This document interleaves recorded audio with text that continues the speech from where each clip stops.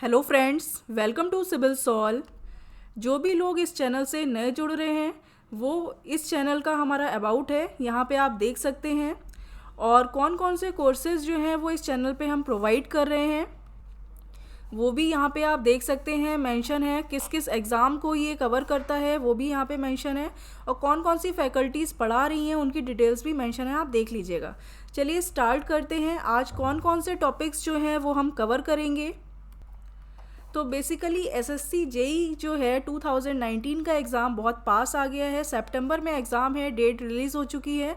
तो उससे रिलेटेड आपकी ये वीडियो है जिसमें हम ये प्रीवियस ईयर कट ऑफ जो है डिस्कस करेंगे। कट ऑफ के बारे में सब्जेक्ट एनालिसिस है या फिर कौन कौन से प्लान हम सिविल सॉल्व के द्वारा यहाँ पे मेंशन है वो भी डिस्कस होंगे। और साथ ही साथ जो है आप कैसे क्वेश्चन को सॉल्व करना है या कैसे एग्ज़ाम को देना है वो हम सब डिस्कस करेंगे। चलिए स्टार्ट करते हैं। बात करते हैं कट ऑफ की। तो जब कोई भी एग्ज़ाम आप देते हैं तो सबसे पहले उसकी एनालिसिस करना जो है वो बहुत ज़रूरी हो जाता है। एनालिसिस जब तक आप नहीं करेंगे तब तक आप किसी भी एग्ज़ाम के डीप में नहीं जा पाएंगे और नहीं पता लगेगा कि हमें पढ़ाई करनी कैसे है। तो अगर मैं प्री की बात करूं, जो प्री जो होता है वो आपका 200 मार्क्स का पेपर होता है, 200 नंबर का, जो कि ऑब्जेक्टिव होता है। तो अगर कट ऑफ की मैं बात करूं जनरल कैटेगरी में, तो आप देख रहे हैं यहाँ 2012 से 18 तक की कट ऑफ जो है वो मेंशन है। सबसे पहले कम कट ऑफ जाती थी, फिर धीरे धीरे इंक्रीज़ होने लगी। तो जो 2018 में जो प्री की कट ऑफ गई थी वो गई थी 127.40, ठीक है। उससे पहले 117 गई थी, फिर 100 थी, 103.75। तो अगर आप वेरिएशन देखें तो धीरे धीरे कट ऑफ क्या हो रही है, इंक्रीज़ होती जा रही है। यानी 200 नंबर के पेपर में आपको मार्क्स अच्छे लाने पड़ेंगे। वही अगर ओबीसी की बात करें तो 122.91 कट ऑफ गई है। Means 100 plus cut off normal है जाना, ठीक है। आप देख सकते हैं एससी में 107.61, एसटी में 107.01, ओएच में 97.45 और एचएच मतलब हियरिंग हैंडीकैप्ड में 61.61। इस समय ईडब्ल्यूएस की भी एक कैटेगरी चल रही है जो कि जनरल स्टूडेंट्स ईडब्ल्यूएस का भी भरते हैं, तो उनके लिए जो कट ऑफ है 118.99 है, ठीक है। तो अगर आप कट ऑफ को देखें तो आपको ये अंदाज़ा लगेगा कि अगर आप 200 में से 127 कट ऑफ तो लास्ट ईयर गई है, इसका मतलब है कि आपको इससे ज़्यादा ही मार्क्स जो हैं वो कवर करने हैं, ठीक है। तभी आपका सिलेक्शन जो है आप अपना श्योर मान पाएंगे। कम या ज़्यादा जा सकती है, वो डिपेंड करता है एग्ज़ाम कैसा आया है कैसा नहीं आया। लेकिन अगर आप अपनी तैयारी जो है वो 130 प्लस या 140 प्लस मार्क्स के लेके करेंगे तो आप इजीली जो है एग्ज़ाम को क्लियर कर लेंगे। वही अगर मैं मेंस की कट ऑफ डिस्कस करूं तो मेंस की कट ऑफ में देख लीजिए एक बार कि 2018 का तो अभी फाइनल मेंस का रिज़ल्ट नहीं आया है, तो 17 तक की हम बात कर लेते हैं यहाँ पर। तो पहली बात, जो पहले टीयर 2 होता है, यानी कि प्री जब आप क्वालिफाई कर लेते हैं तब आप टीयर 2 या मेंस के लिए एलिजिबल होते हैं। तो 2015 तक क्या होता था, ये जो कट ऑफ है ये सिर्फ जो आपका मेंस होता है वो 300 मार्क्स का पेपर होता है। तो 300 मार्क्स की जो कट ऑफ है वो 2015 तक आपको मेंशन होती थी। लेकिन 2016 से क्या हुआ है कि यहाँ पर अब जो कट ऑफ आती है वो टीयर 1 प्लस टीयर 2, यानी कि दोनों एग्ज़ाम्स को जोड़कर जो कट ऑफ बनती है वो आपकी फ़ाइनल होती है। तो इसका मतलब है कि टीयर 1 200 मार्क्स का होता है और टीयर 2 300। तो टोटल 500 मार्क्स से ये कट ऑफ है, इसीलिए मैंने इसको रेड करके शो किया हुआ है जिससे आपको अलग से पता चल जाए। तो अब जो भी आपकी कट ऑफ डिसाइड होगी वो 500 मार्क्स में से होगी, ठीक है। तो 2017 में जो कट ऑफ गई थी 500 में से 244.75 जनरल की थी, ओबीसी की 244.75 सेम इक्वल गई थी, एससी की 220.75, एसटी की 228 और ये 231। तो एक अगर जनरल आप अंदाज़ा लगाएं तो आप ये देख रहे हैं कि 500 में से 244 गई है। इसका मतलब है कि आपकी 2017 में जो प्री की कट ऑफ गई थी वो 117 थी और ये जो कट ऑफ है आपकी 244.75 है। इसका मतलब है कि अगर 300 में से बात करें तो अप्रॉक्स 127.75 मार्क्स जो हैं वो आपके 300 में से आने चाहिए। तो ये जनरल आइडिया मिल जाता है कि आपको कितनी तैयारी करनी है, कि कितने मार्क्स तक लाना है। तो वही अगर यहाँ पे कट ऑफ को अगर आप देख के चलेंगे तो आपकी तैयारी जो है आप उस हिसाब से ही करिए, यानी उससे ज़्यादा ही मार्क्स आपको लाने हैं। अगर आप 500 में से 300 मार्क्स का टारगेट रखते हैं कि टोटल 500 में से मुझे 300 मार्क्स तो लाने ही हैं, तो आपका 100% पूरा श्योर हो जाएगा सिलेक्शन। अब डिपेंड करता है मार्क्स के बेसिस पर कि आपको डिपार्टमेंट कौन सा चाहिए। जो टॉप डिपार्टमेंट होते हैं तो वो डिपार्टमेंट आपको कट ऑफ या कट ऑफ से मतलब नहीं होगा, आपको मार्क्स बहुत अच्छे लाने पड़ेंगे। और वही अगर आपको कट ऑफ क्लियर जस्ट हो जाती है तो कोई भी डिपार्टमेंट आपको मिल जाता है। ठीक है, तो ये हो गई कट ऑफ की एनालिसिस। इसको अगर आप एक बार एनालाइज करेंगे तो आपको खुद से अंदाज़ा हो जाएगा कि किस तरीके से आपको तैयारी करनी है। अब बात कर लेते हैं सब्जेक्ट वाइज एनालिसिस की। देखिए क्या होता है कि हम तैयारी तो करते हैं, सपोज़ कोई भी स्टूडेंट, चाहे सिविल के डिप्लोमा स्टूडेंट्स हो चाहे बीटेक, सब्जेक्ट सबके सेम होते हैं। तो क्या होता है कि आप कोई भी सब्जेक्ट पढ़ने बैठ जाते हैं किसी भी एग्ज़ाम के लिए, आपको ये बहुत ज़रूरी है एनालिसिस करना, क्योंकि कोई भी एग्ज़ाम क्या होता है, जो डिपार्टमेंट अलग अलग एग्ज़ाम कंडक्ट कराते हैं तो उनके जो पैटर्न होता है, कौन सा सब्जेक्ट को वो ज़्यादा प्रायोरिटी दे रहे हैं और कौन सा सब्जेक्ट को कम, तो वो एनालिसिस करना बहुत ज़रूरी है। अब जैसे अगर मैं बात करूं तो ये आप यहाँ पे तो देख सकते हैं सारे ईयर की कट ऑफ मैंने दिखा रखी है, मतलब नंबर ऑफ़ क्वेश्चंस कि कितने कितने क्वेश्चंस कौन कौन से सब्जेक्ट से आए हैं। बट अगर मैं 2017 की बात करूँ तो 2017 में आप देख सकते हैं थ्योरी ऑफ स्ट्रक्चर, जो कि सोम प्लस स्ट्रक्चर कंबाइंड आता है एक सब्जेक्ट, तो उसमें आपके 13 क्वेश्चंस आए हैं 2017 में। वही आरसीसी में 11 क्वेश्चंस हैं, स्टील में 6 आए हैं, building material and concrete technology, ये सब्जेक्ट बहुत ज़्यादा इंपॉर्टेंट है एसएससी जेईई के लिए। आप मान लीजिए जब आप किसी भी ईयर में देखेंगे 26 क्वेश्चंस, 15, 18, 27, 24, 23, यानी 20+ मैक्सिमम आपको मिल ही रहे हैं हर में, 25, 27, 25। ठीक है, यहाँ तक कि 2014 में 30 क्वेश्चंस तक आए थे। तो ये सब्जेक्ट अगर आपने तैयार कर लिया, आपको अच्छे से पता है थ्योरेटिकल सब्जेक्ट है लेकिन इससे क्वेश्चंस जो हैं वो बहुत ज़्यादा बनते हैं। तो अगर ये सब्जेक्ट तैयार है तो पूरे 100 क्वेश्चंस में से 25 क्वेश्चन तो आपने सिर्फ एक सब्जेक्ट से ही निकाल लिए। तो ये आपको एनालिसिस करना ज़रूरी है। एस्टिमेटिंग, कॉस्टिंग एंड वैल्यूएशन से 8 क्वेश्चंस आए हैं, एनवायरमेंटल ने 2 क्वेश्चंस दिए हैं 17 में, सॉइल से 5 आए हैं, हाइड्रोलिक से 15 आए हैं, इरीगेशन से 2 आए हैं, ट्रांसपोर्टेशन से 3 और सर्वेइंग से 10। तो अगर मैं इसको एनालाइज करके आपको दिखाऊं तो आपको एक तो ये मिलेगा कि बीएमसी, जो बीएमसी सब्जेक्ट है वो 25 क्वेश्चन आपको दे रहा है, मैक्सिमम क्वेश्चंस आपको दे रहा है। ठीक है, सेकेंडली स्ट्रक्चर, जो थ्योरी ऑफ स्ट्रक्चर है ये आपको 13 क्वेश्चंस यहाँ से मिल रहे हैं, आरसीसी से 11 क्वेश्चंस मिल रहे हैं, हाइड्रोलिक्स है यहाँ से 15 क्वेश्चंस मिल रहे हैं और ये सर्वेइंग से आपको 10 क्वेश्चंस मिल रहे हैं। ठीक है, तो देख रहे होंगे आप कि कौन कौन से सब्जेक्ट्स जो हैं जिनसे मैक्सिमम क्वेश्चंस हमें मिल जा रहे हैं। तो अगर सपोज़ सारे सब्जेक्ट्स जिन स्टूडेंट्स के प्रिपेयर नहीं हो पाए हैं तो अब ये टाइम है कि आपको इन सब्जेक्ट्स को ज़्यादा प्रायोरिटी देनी है। आपको ये देखना है कि ये सब्जेक्ट्स अगर तैयार हैं तो मैक्सिमम से मैक्सिमम जो है वो आप एग्ज़ाम क्वालिफाई करने के एलिजिबल हो जाते हैं। क्योंकि अगर यहाँ पे आप कैलकुलेट भी करते हैं तो आप ये देखिए 25 और ये 15, 40, 50 और ये आपका 60, 70 यानी 74, अप्रॉक्स 75% जो है वो आप एग्ज़ाम सिर्फ इन 4-5 सब्जेक्ट से ही निकाल सकते हो। तो इनके क्वेश्चंस करना बहुत ज़रूरी है। अब मैं बात करती हूँ अपने चैनल की।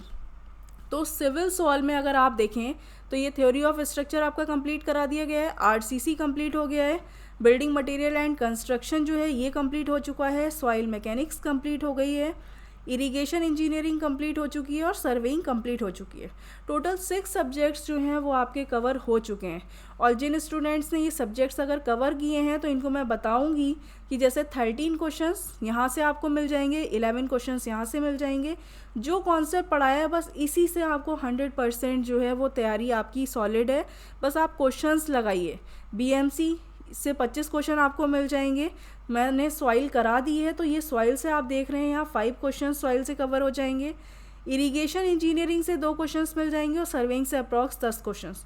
तो अगर आप जो सब्जेक्ट्स हो गए इनका अगर आप सम करेंगे तो आप ये देखेंगे कि अराउंड 60+ क्वेश्चन जो हैं, 100 में से 60+ क्वेश्चन जो हैं वो आपको सिर्फ इन 6 सब्जेक्ट से ही मिल जाएंगे जो हमारे चैनल पे कवर हो चुके हैं। 3 महीने हैं अभी आराम से, तो 3 महीने में 2 सब्जेक्ट्स मिनिमम आपके और हो जाएंगे, उनको भी साथ में तैयार करते रहिएगा। लेकिन अभी मैं सिर्फ उनकी बात कर रही हूँ जो ऑलरेडी कवर हो चुके हैं। तो इन 6 सब्जेक्ट से 60+ क्वेश्चंस तो आपको मिल ही जाएंगे। क्लियर है? तो आपको किस तरीके से तैयारी करनी है वो देखना है। और मैंने यहाँ पर सिर्फ वही सब्जेक्ट सबसे पहले उठाए हैं जिससे कि आपको कम से कम सब्जेक्ट्स में मैक्सिमम से मैक्सिमम क्वेश्चंस आपको करने को मिल जाएं। अब बात करते हैं जो नेक्स्ट सब्जेक्ट मैं कोशिश कर रही हूँ लाने के लिए, तो वो सब्जेक्ट आपका आएगा नेक्स्ट जो है, जैसे कि ये सॉइल मैकेनिक्स है तो इसमें फाउंडेशन इंजीनियरिंग भी एक टॉपिक ऐड होता है। तो फाउंडेशन इंजीनियरिंग का जो है आपका नेक्स्ट सब्जेक्ट होगा। इसके बाद हम देखेंगे कि कौन सा सब्जेक्ट जो है वो हम आपको ईजिली करा दें। एस्टिमेटिंग, कॉस्टिंग एंड वैल्यूएशन भी करा सकते हैं, क्यों इससे भी आपको अप्रॉक्स 8 क्वेश्चंस मिल रहे हैं। तो जिससे मैक्सिमम से मैक्सिमम एग्ज़ाम तक जब आप जाओगे तो आपको 75 से 80 क्वेश्चन जो हैं सिर्फ इन सब्जेक्ट से ही मिल जाएंगे। क्लियर है? चलिए अब बात कर लेते हैं आगे। अब यहाँ पे बात हो रही है 70/90 days plan by CIBIL solve. ये 70/90 डेज़ है क्या, जो सिविल सॉल के द्वारा ये प्लान डिसाइड किया गया है। इसमें क्या है कि आज अगर मैं डेट देखूँ तो आज कितनी है, 6 जून है, ठीक है। और आपका एग्ज़ाम अगर बात करूँ तो 1 सितंबर है। यानी अगर आज की डेट भी काउंट करूँ तो आपके पास अप्रॉक्स कितना है, 90 डेज़ तो अब नहीं रह गए, 85 डेज़ जो हैं वो आपके रिमेनिंग हैं। क्लियर है? तो अगर हम 85 डेज़ का प्लान बना के चलेंगे तो कुछ नहीं होगा, तो वो प्लान हो सकता है कि सक्सेसफुल ना हो पाए, क्योंकि कभी कभी होता है सारे स्टूडेंट्स के साथ कि कभी पढ़ाई में मन नहीं लगता या थोड़ी पढ़ाई स्लो हो जाती है, या कभी आप थोड़ा सा टेंशन में आ जाते हैं, प्रेशर में आ जाते हैं कि कैसे पढ़ें, क्या करें। तो मेरा बस यही कहना है कि एक प्लान को रखिए फिक्स। अगर आज आपने एक प्लान बनाया है, उस प्लान को अगर आप फॉलो कर पा रहे हैं तो वो बेस्ट है। ऐसा नहीं है हर दिन आप नया प्लान बनाएं, तो आपके दिन भी कम होते जाएंगे और आपकी जो टारगेट है आपका एग्ज़ाम का वो भी स्लो होता जाएगा। तो हमने यहाँ पर ये डिसाइड किया है कि 85 डेज़ का टारगेट हम आपको नहीं देंगे, हम सिर्फ 70 डेज़ का टारगेट रखेंगे। मतलब क्या है कि सिर्फ हम 70 डेज़ का टारगेट स्ट्रेटजी रखेंगे, और 70 डेज़ में हम ये मान के चलेंगे कि 70 डेज़ के बाद हमारा एग्ज़ाम है। तो अगर आप ये टारगेट 70 दिन में पूरा नहीं भी कर पाए तो ज़्यादा 75 दिन लग जाएंगे। तो 85 डेज़ से पहले ही पहले आप कर लोगे उसको कवर। हो सकता है 10-15 दिन किसी के मिस हो जाते हैं, कोई रीज़न आ जाता है, कोई ओकेज़न होता है, तो उस तरीके से मे बी अगर आप ना प्रिपेयर कर पाओ, बट आप 70 डेज़ का अगर प्लान रखते हो तो आपको ईज़िली जो है वो सब कवर हो जाएगा। अब बात करते हैं इन 70 डेज़ में होगा क्या। 70 डेज में सबसे पहले तो मैं आपको बता दूं क्या करना क्या है। सबसे पहले आपको कॉन्सेप्ट जो है वो रिवाइज़ करना है। क्लियर है? सिविल सॉल पे 6 सब्जेक्ट्स हो गए हैं, इनको अच्छे से रिवाइज़ कर लीजिए, बिल्कुल अच्छे से कर लीजिए, क्योंकि ये बहुत ज़्यादा मेजर सब्जेक्ट्स हैं जो कि बहुत ज़्यादा इनसे क्वेश्चंस आते हैं। मैं बात सिर्फ प्री की भी नहीं कर रही हूँ, मेंस में भी इनसे क्वेश्चंस बहुत ज़्यादा आते हैं। ठीक है। सेकेंडली आपको क्या करना है, इसके बाद जो एक्स्ट्रा में जो सब्जेक्ट्स होते रहेंगे उनको आप साथ में डेली टू डेली पढ़ते रहना। फिर कॉन्सेप्ट के बाद आपको क्या करना है, ऑब्जेक्टिव सॉल्व करने हैं। क्लियर है? और ऑब्जेक्टिव मैं बता दे रही हूँ, 2 बुक जो हैं आती हैं, RS अगोर या गुप्ता एंड गुप्ता, कोई भी बुक उठा लो आप, क्योंकि ये बुक इसलिए रिफ़र की जाती हैं क्योंकि इसमें नंबर ऑफ़ क्वेश्चंस जो हैं बहुत ज़्यादा हैं। तो ये जो 6 सब्जेक्ट आपने पढ़े हैं ना, इन 6 सब्जेक्ट की इन किसी भी बुक में से जो भी क्वेश्चंस हैं उनको आप अच्छे से तैयार कर लो। मैं तो ये कहूँगी कि कई बार क्या होता है कि रिपीटेड क्वेश्चंस आ जाते हैं, तो चाहो तो आप रट लो अच्छे से। यानी जो थ्योरेटिकल क्वेश्चंस हैं उनकी वैल्यूज़ पूछी आती हैं, कभी कुछ है, तो उनको आप अच्छे से रट लो। तो इनसे आपको बहुत ज़्यादा हेल्प मिलेगी, बहुत सारे क्वेश्चंस मिल सकते हैं। थर्ड, हमारा चैनल अब क्या करेगा, पहली बात तो जो सब्जेक्ट्स हो गए हैं इनके एक्स्ट्रा में जो सब्जेक्ट्स अब कराए जाएंगे उनको आप प्रिपेयर करते रहिए। दूसरी बात, हमारी स्ट्रेटजी ये है सिविल सॉल्व पे कि हम आपको प्रीवियस ईयर पेपर सॉल्व कराएंगे। ठीक है, 15 ईयर्स के प्रीवियस ईयर पेपर जो हैं वो आपको सॉल्व कराए जाएंगे। 15 साल के पेपर में आप जितने भी सेट्स होते हैं वो डिपेंड करेगा, वो आपके होते जाएंगे, उसमें टेंशन नहीं लेनी है। सिर्फ विदिन 70 डेज़, यानी हम 70 दिन के अंदर अंदर आपको 15 साल के पेपर पूरे सॉल्व करा देंगे। आपको टेंशन लेने की ज़रूरत नहीं है, आप सिर्फ इन 15 साल के पेपर्स को अच्छे से प्रिपेयर कर लीजिए और अपना टाइम निकाल के आप साथ ही साथ ऑब्जेक्टिव भी लगाते रहिए। इतना अगर आपने कर लिया तो मच मोर सफिशिएंट है, एग्ज़ाम आपका ईज़िली क्वालिफाई हो जाएगा। और रही बात काफ़ी स्टूडेंट्स टेंशन में रहते हैं कि नॉन टेक का क्या होगा, क्योंकि 50 क्वेश्चन तो नॉन टेक भी आ रहे हैं, कोई कम क्वेश्चंस नहीं है। तो जो प्रीवियस ईयर के 15 साल के पेपर्स हैं, इनको मैंने डिवाइड कर दिया है technical part plus non technical part में, ठीक है। तो नॉन टेक्निकल, जो टेक्निकल पार्ट के 15 साल के क्वेश्चंस हैं वो आपको अलग से सॉल्व कराए जाएंगे, जो कि मे बी विशाल सर के थ्रू जो है वो आपको ये टेक्निकल क्वेश्चंस प्रीवियस ईयर के कराए जाएंगे। और जो नॉन टेक पार्ट है, नॉन टेक पार्ट में मैंने ये सोचा है कि आपको सब्जेक्ट वाइज क्वेश्चन कराए जाएं। क्लियर है? यानी प्रीवियस ईयर के ही पेपर्स होंगे और आपको बस उस जो सब्जेक्ट के हिसाब से होंगे उसको डिवाइड कर दिया जाएगा और आपको सब्जेक्ट वाइज क्वेश्चंस की प्रैक्टिस करा दी जाएगी। तो आपको टेंशन लेने की बिल्कुल भी ज़रूरत नहीं है। 15 साल में जितने भी सेट होंगे वो सारे सेट जो हैं वो आपके नॉन टेक और टेक दोनों के कवर किए जाएंगे। साथ ही साथ इनके जो प्रीवियस ईयर पेपर्स की जो पीडीएफ है, यानी इन क्वेश्चंस की जो पीडीएफ है वो आपको टेलीग्राम पे भी अवेलेबल करा दी जाएगी। क्यों? क्योंकि आप जब 70 दिन कंप्लीट कर लेंगे, ये सारी चीज़ें कर लेंगे, उसके बाद आपके पास 15 दिन का टाइम रिमेनिंग होगा। तो इन 15 डेज़ में आप इन पीडीएफ को एक बार और अच्छे से रिवाइज़ कर लीजिएगा। पीडीएफ के थ्रू आपको ये भी आइडिया लग जाएगा कि आपको कितनी तैयारी है और कितनी नहीं है। तो ये साथ ही साथ ये पीडीएफ भी प्रोवाइड होगी और टेक्निकल और नॉन टेक के 15 साल के पेपर्स सॉल्व करा दिए जाएंगे। देखिए, सारे सब्जेक्ट्स जो हैं वो 2 महीने में कंप्लीट नहीं हो सकते, और अगर इन केस किसी भी तरीके से कराए गए तो कहीं ना कहीं क्या होगा कि क्वालिटी डाउन हो जाएगी। अब मैं भी अगर आपको जल्दी कराने पे रहूँगी तो क्या होगा कि या तो मैं ज़्यादा अच्छा नहीं पढ़ा पाऊँगी या आप उतना गेन नहीं कर पाओगे। तो इस चक्कर में मत रहिए, क्योंकि कॉन्सेप्ट जो है सारे सब्जेक्ट के पीछे मत भागो। ये देखो कि कौन से सब्जेक्ट सबसे इम्पॉर्टेंट है, उनको फोकस पहले करना है। क्लियर है? तो जब इनको फोकस कर लिया, ऑब्जेक्टिव्स लगा लिए और साथ ही साथ प्रीवियस ईयर के पेपर, क्योंकि अब जो 6 सब्जेक्ट हैं, सपोज़ ज़्यादा ज़्यादा 8 सब्जेक्ट आपके हो जाएंगे, 8 या 9 सब्जेक्ट्स आपके हो जाएंगे एग्ज़ाम तक। तो उसके एक्स्ट्रा में जो भी सब्जेक्ट्स हैं, अगर आपको आते हैं तो बहुत अच्छी बात है, और नहीं आते हैं तो जब आप प्रीवियस ईयर के पेपर्स करेंगे तो आपको उनसे भी काफ़ी रिपीटेड क्वेश्चंस मिल जाएंगे और एक आइडिया मिल जाएगा थोड़ा बहुत कि किस टाइप के क्वेश्चंस किस टाइप से करने होते हैं। क्लियर है? तो एग्ज़ाम क्लियर करना है आपको, यहाँ पे कोई रिसर्च नहीं करनी है। आपको टाइम कम है, आपको विद इन टाइम कैसे एक परफेक्ट स्ट्रेटजी के साथ काम करना है वो इम्पॉर्टेंट है। अब मैं बात करती हूँ 200 क्वेश्चंस /120 मिनट प्लान। क्या होता है कि एसएससी जेई की अगर बात करें तो ये 2 पार्ट में एग्ज़ाम होता है, एक तो प्री होता है आपका और एक मेंस होता है। तो अभी हमें फोकस किस पे करना है? प्री पे। तो अब सारी स्टडी एनालिसिस जो है मैं प्री की बताऊंगी। प्री में जो है वो आपके कितने 200 क्वेश्चंस आते हैं, ठीक है। 200 क्वेश्चंस वो भी कैसे होते हैं? आपके ऑब्जेक्टिव क्वेश्चंस होते हैं।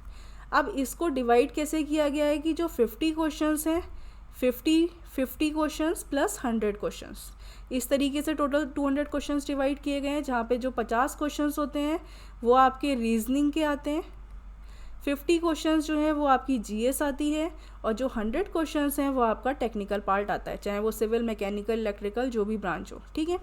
तो आप जिस ब्रांच के हो आपको वो अटैम्प्ट करना होता है। तो अब ये देखना होता है कि 120 मिनट्स हैं आपके पास सिर्फ, यानी 2 आवर्स का टाइम होता है, 2 घंटे का टाइम है।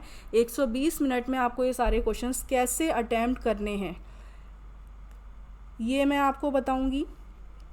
क्या होता है कि जो 200 क्वेश्चंस हैं इसमें 3 टाइप्स के लेवल को डिसाइड किया जाता है। पहले तो एक होता है आपका इजी लेवल के क्वेश्चंस होते हैं, दूसरा जो है आपका इजी लेवल, फिर मॉडरेट लेवल आता है। आपके कुछ क्वेश्चंस ऐसे होते हैं जो मॉडरेट लेवल पे होते हैं, और कुछ क्वेश्चंस जो होते हैं वो हाई लेवल यानी टफ लेवल होता है। वो सिर्फ इसलिए बनाया जाता है कि सारे क्वेश्चंस हर स्टूडेंट अटैम्प्ट नहीं कर सकते, 1 या 2% ही होते हैं जो हाई को थोड़ा सा अटैम्प्ट कर पाते हैं। क्लियर है? तो आपको क्या करना होता है कि जैसे 120 मिनट का टाइम है, तो जैसे मैं भी एग्ज़ाम देती थी तो मैं हर भी टाइम को डिसाइड कर लेती थी, यानी डिवाइड करके पहले से जाती थी कि मुझे ऐसे करना है। तो अगर आप वो स्ट्रेटजी फॉलो करोगे तो कहीं ना कहीं आप जो है 120 मिनट से पहले ही आप 200 क्वेश्चंस तक पहुंच पाओगे। नेगेटिव मार्किंग जो है 1/4 होती है, यानी 0.25 जो है वो आपकी नेगेटिव मार्किंग है। तो ये भी ध्यान में रखना है कि गलत नहीं करना है, क्योंकि माइनस में चले जाएंगे। तो सबसे पहले क्या होता है, रीजनिंग पार्ट। टेक्निकल स्टूडेंट्स की अगर मैं बात करूं तो रीजनिंग आपके लिए बहुत एक नॉर्मल सी बात होती है, आप इजीली उसको सॉल्व कर लेते हो। क्लियर है? तो सबसे पहले हम क्या करते हैं, जब एग्ज़ाम स्टार्ट होता है तो हम डिसाइड करके जाते हैं कि हमें रीजनिंग उठानी है, और रीजनिंग को हमें 15 से 20 मिनट से ज़्यादा नहीं देना है। क्लियर है? तो जब आप 15 से 20 मिनट का टाइम सिर्फ रीजनिंग को देते हो तो स्टार्टिंग के 15 से 20 मिनट में आप 40+ क्वेश्चंस अटैम्प्ट कर जाते हैं। क्लियर है? क्योंकि रीजनिंग ईजी होती है, फटाफट देखना है, बढ़ना है। कई बार क्या होता है कि रीजनिंग में अब पता चला आपने पहला क्वेश्चन देखा तो आपको बहुत इजी आंसर पता था, लगा दिया। दूसरा क्वेश्चन देखा, इसमें थोड़ा सा सॉल्व करना है, ट्रिकी है, आपको लग रहा है कि इसमें 1 मिनट तक लग सकता है, इसको स्किप कर दो, इसको मार्क फॉर रिव्यू में डाल दो आप। ठीक है? फिर नेक्स्ट क्वेश्चन देखा, ये भी लग रहा है थोड़ा टाइम दे रहा है, मार्क फॉर रिव्यू में डाल दीजिए। नेक्स्ट क्वेश्चन देखा, ईजी है, आगे बढ़ गए। नेक्स्ट देखा, ये हो ही नहीं सकता, बिल्कुल नहीं आता है, इसको कट कर दीजिए, इसको मार्क फॉर रिव्यू में डालने की ज़रूरत नहीं है, क्योंकि मार्क फॉर रिव्यू में वो क्वेश्चन डाल रहे हैं जो कि आगे हमें देखने हैं। ठीक है? तो इस टाइप से हम क्या करते हैं, 15 से 20 मिनट में जब हम इस टाइप से आगे बढ़ते जाते हैं तो आप देखोगे कि 15 से 20 मिनट में 40+ क्वेश्चन आप इजीली निकाल लोगे। आपके पास क्या हुआ, कॉन्फिडेंस बूस्टअप हो चुका है अब, क्योंकि भाई 40 क्वेश्चन 20 मिनट में कर चुके हैं हम। अब वो भी वो क्वेश्चन ऐसे हैं जो 100% हमें आंसर उनका सही पता था, क्योंकि इजी हैं, देखा, फटाफट आंसर आता था, लगा दिया, आगे बढ़ गए। तो इस टाइप से करना है, और रिमेनिंग जो क्वेश्चंस हैं उनको मार्क फॉर रिव्यू में डाल दिया कि भाई ये टफ़ हैं, आते हैं लेकिन थोड़ा सा टाइम लेगा, तो इसको आगे देखेंगे। ऐसा नहीं है कि भाई सीरीज़ से चलेंगे हम, जो भी है 1 नंबर से 200 तक पहुँचेंगे, जैसा भी हो, तो टफ़ होगा तो हम टाइम दे देंगे, ऐसा टाइम नहीं देना है, क्योंकि आपका टाइम लॉस हो जाएगा। जैसे ही टाइम लॉस होगा कॉन्फिडेंस लो होता जाएगा। ठीक है? दूसरी बात, अब क्या है, इसके बाद 20 मिनट के बाद आया आप जीएस पार्ट पे। तो जीएस में आपको ज़्यादा से ज़्यादा 10 से 15 मिनट से ज़्यादा नहीं देना है। क्लियर है? 10 से 15 मिनट मैंने बहुत टाइम ले लिया है, 10 मिनट ही बहुत सफिशिएंट है, क्योंकि जीएस एक ऐसा पार्ट है, ये तो बात हो गई आपकी रीजनिंग की, और जीएस जो एक ऐसा पार्ट है, या तो क्वेश्चन का आंसर आता है या आपको नहीं आता है, 2 ही ऑप्शंस हैं। ऐसा नहीं है कि इसको बाद में भी लगा सकते हैं, गेसिंग करनी नहीं है बिल्कुल भी, तो या तो आता है या नहीं आता है। तो इसमें क्या होगा, जब 10 से 15 मिनट आप इनको दोगे तो 50 क्वेश्चंस आप सारे रीड कर लोगे, और 50 क्वेश्चन में जीएस में हम ये मान के चलते हैं कि अगर हमारे 10 से 15 नंबर तक भी आ जाते हैं तो मच मोर सफिशिएंट है, क्योंकि जीएस पार्ट जो है, कभी करंट अफेयर्स आती हैं या और क्वेश्चंस भी होते हैं जो नहीं आते हैं, तो अगर आप 15 नंबर तक निकाल ले रहे हो तो वेल गुड। ठीक है?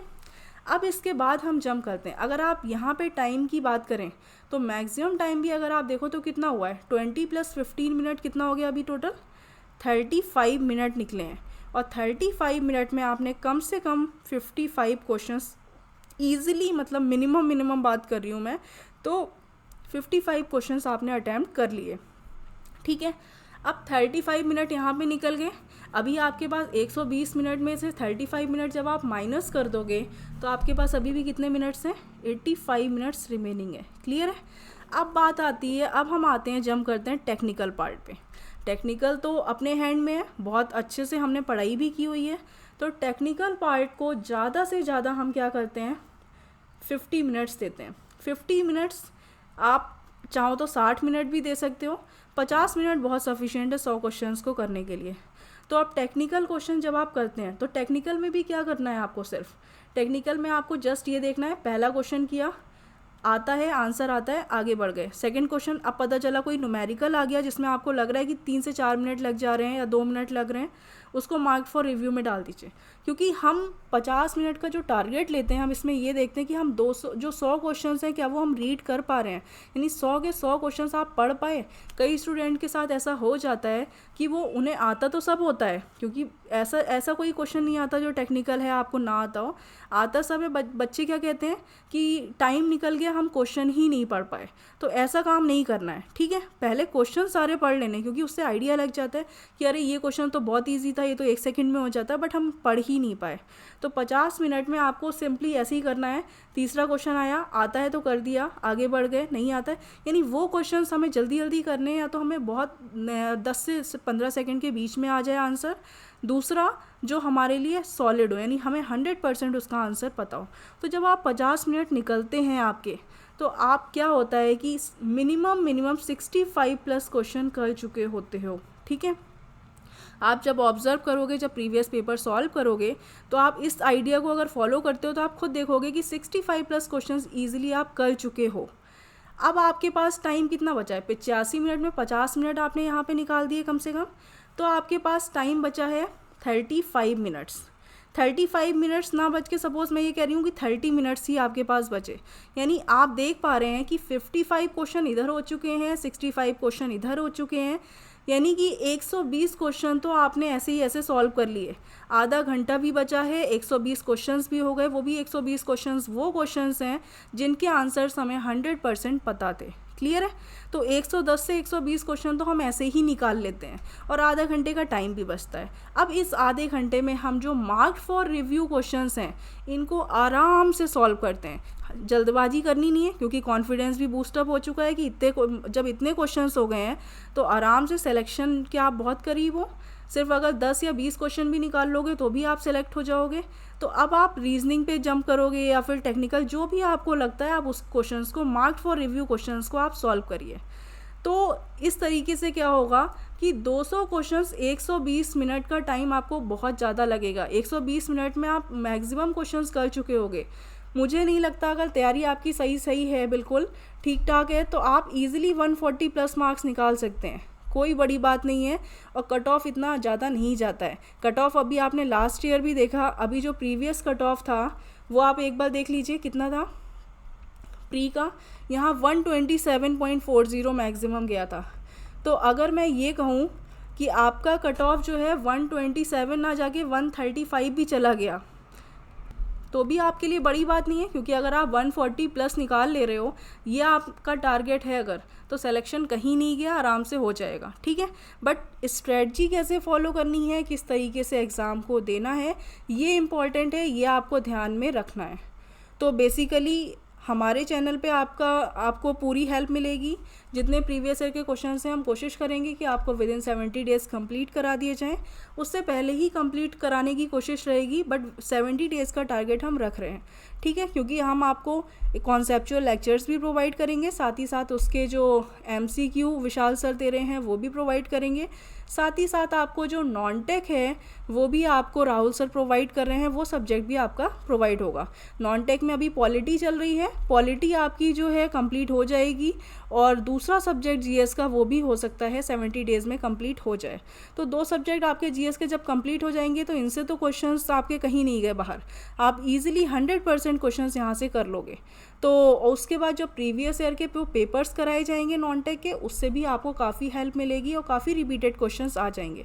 रही बात करंट अफेयर्स की, अगर आपको इंटरेस्ट है और आपके पास थोड़ा टाइम है तो जस्ट 3 मंथ्स की जो करंट अफेयर्स है बस उनको आप देख लीजिएगा। एग्ज़ाम से पहले की जो 3 महीने की होती है उसको अगर आपने कहीं से पढ़ लिया तो ये जो आपके मार्क्स यहाँ पे आ रहे हैं वो एक्स्ट्रा में और बोनस मार्किंग हो जाएगी, ये समझ लीजिए, ठीक है। अदरवाइज़ नहीं होता है तो आप इतना जस्ट पैटर्न अडॉप्ट करिए, आपका सिलेक्शन जो है वो 100% हो जाएगा। सो जो भी है अब देख लीजिएगा कि कैसे जो है स्ट्रेटजी हमें बनानी है, कैसे हमें प्लान करना है। काफ़ी स्टूडेंट्स के अपने मन में खुद स्ट्रेटजी होती है, वो अपनी स्ट्रेटजी को भी अडॉप्ट करते हैं। तो जो भी अडॉप्ट करिएगा, एक अडॉप्ट करिएगा, ऐसा नहीं है कि आज ये प्लान फॉलो कर लिया तो कल किसी दूसरा प्लान जो है वो आपने बनाया उसको फॉलो किया, तो इससे आपका टाइम ही लॉस होगा। एक फाइनल प्लान बनाइए और उसी पे आप कंटिन्यू रहिए। So thank you friends and all the best.